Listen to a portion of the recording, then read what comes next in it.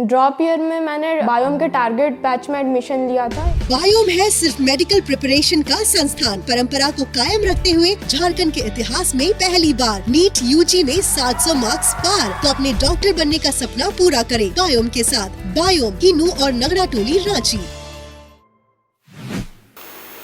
बिहार में इन दिनों रोजगार की बहार है और बिहार में जिस तरह से युवाओं की भीड़ उमड़ी है रोजगार पाने के लिए, उसके बाद से युवाओं में एक उत्साह का भी माहौल है। वहीं राज्य सरकार के प्रति आशा की निगाह से युवा देखने भी लगे हैं। ऐसे में हमारे साथ बिहार के एक चर्चित व्यक्ति संतोष रेणु यादव हमारे साथ हैं। उनसे कुछ जानते हैं कि आखिर क्या बिहार में परिस्थितियां हैं। इन दिनों राजधानी रांची में वो हैं और राजधानी रांची में श्रम नियोजन मंत्री सत्यानंद भोक्ता से वो मिलने भी आए हैं।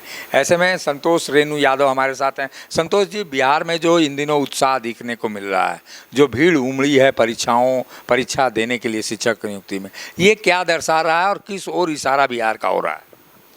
देखिए, इसके दो पहलू हैं। पहली चीज़ कि जिस प्रकार से भाजपा केंद्र सरकार में रह करके युवाओं को जिस प्रकार से रुलाई है, तमाम जो सरकारी संस्थान हैं उसको निजीकरण कर दिया गया और जो आरक्षण का प्रावधान संविधान में सरकारी संस्थानों में जो रखा गया था वो प्राइवेट संस्थान से छीन लिया गया। दूसरी चीज़ कि कहीं पे भी नौकरी है ही नहीं। तो जो युवा हैं, जो मेहनती युवा हैं, वो आज बेरोजगारी के कगार पे खड़े हो गए। ऐसे में बिहार रोजगार का एक नया अवसर प्रदान किया पूरे देश को। सिर्फ बिहार में बाहर नहीं है, बल्कि पूरे देश से जो लोग हैं उनके दिल में खुशियों का उद्गार है।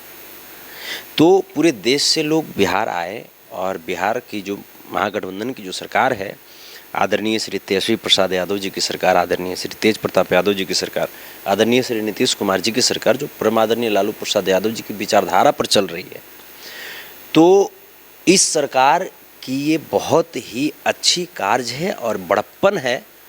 जितनी सराहना कीजिएगा वो कम है कि विकट और विषम परिस्थितियों में भी पूरे देश को रोजगार का नया अवसर प्रदान कर रहे हैं। ये जो युवाओं की भीड़ उमड़ी है, क्या बता रहा है? जो डोमिसाइल का मामला था बिहार के अंदर में, उस डोमिसाइल से इधर आके पूरे देश के लिए छोड़ा जाना क्या सही था? कई नेताओं ने आपत्ति दर्ज कराई कि बिहार के लोगों को ही इसमें नियुक्ति होनी चाहिए, जबकि पूरे देश से, यूँ कहा जाए खासकर उत्तर प्रदेश से अधिक जो अभ्यर्थी हैं वो यहाँ शामिल होने आए। देखिए, एक वक्त जब भारत शिक्षा के क्षेत्र में जब विश्व गुरु हुआ करता था तो बिहार उसमें अग्रणी भूमिका निभाती थी। नालंदा विश्वविद्यालय आपको याद होगा, ये तो डोमिसाइल नीति वगैरह जो भी था ये अब की बातें हैं। अगर हम पूर्ववत चलें, जब हम विश्व गुरु होने का जब टैग हमारे पास था, उपाधि हमारे पास था, उस समय फाहियान हेनसांग जैसे विदेशी दार्शनिक भी आकर के यहाँ पे पढ़ाई किए बिहार में।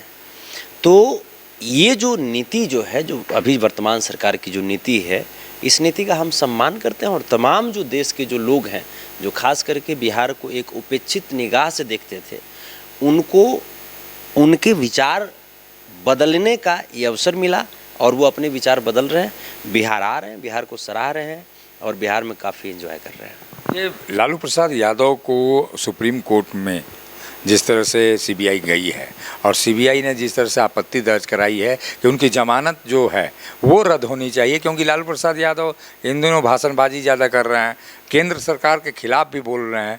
आप लोग किस नज़रिए से देख रहे हैं? क्योंकि अब तो मुश्किल जो ये आन पड़ी है कि अक्टूबर महीने में फिर सुनवाई होगी सुप्रीम कोर्ट की और उसमें फैसला लिया जाएगा।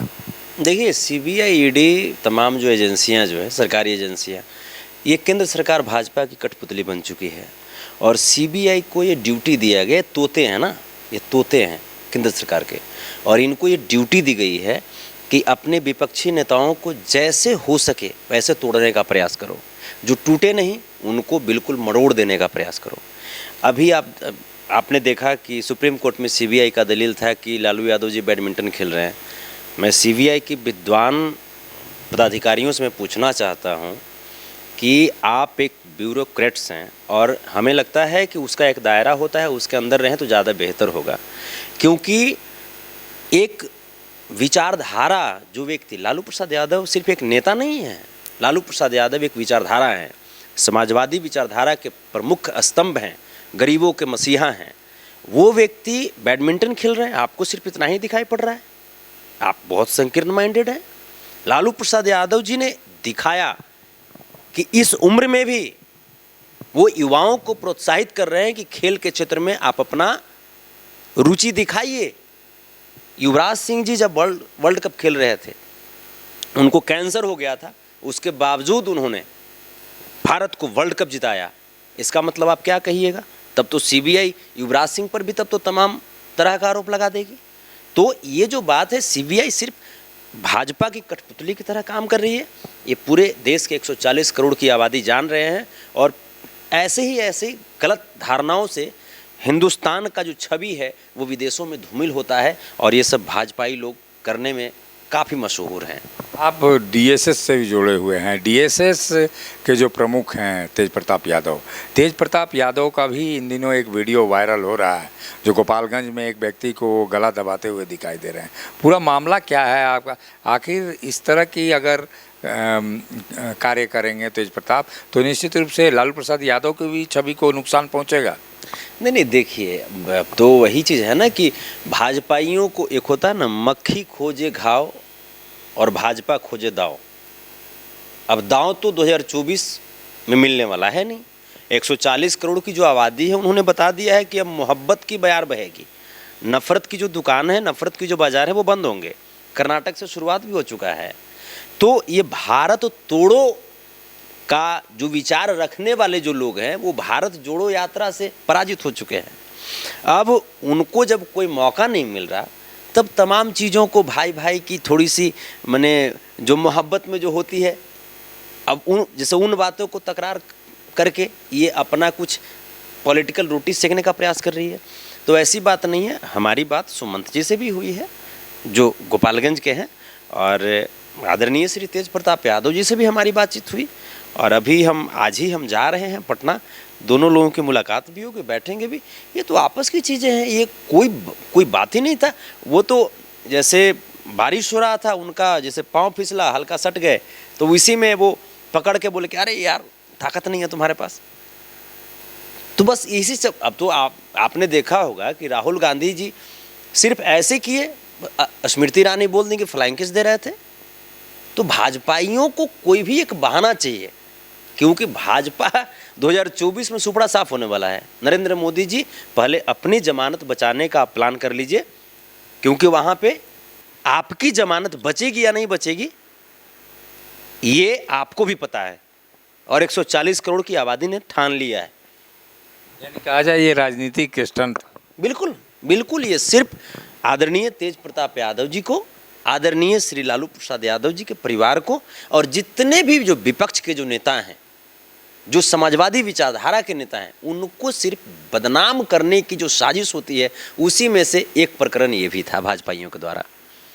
ये थे संतोष रेणु यादव, जो बता रहे थे कि लालू प्रसाद यादव की छवि को खराब करने के लिए और 2024 के लोकसभा चुनाव को देखते हुए बीजेपी की ये सोची समझी साजिश थी कि किस तरह से लालू परिवार को बदनाम किया जाए। और इसी बाबत सीबीआई जिस तरह से सुप्रीम कोर्ट गई है और सुप्रीम कोर्ट जाकर वो जमानत को खारिज करवाना चाहती है, ये पूरी तरह से राजनीति से प्रेरित है। सहयोगी शिल्पी के साथ अशोक कुमार, मुखर संवाद, रांची।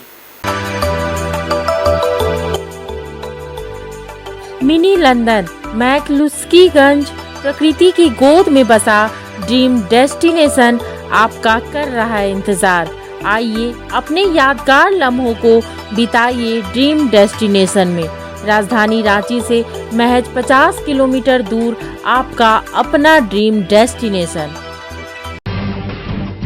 जब टूटती है आस, जब थकती है सांस, जब रूठते हैं अपने, मुंह मोड़ता है जमाना, जब अंगड़ाई लेता है संकल्प, फिर बनती है कहानी, बनते हैं अनमिट निशान।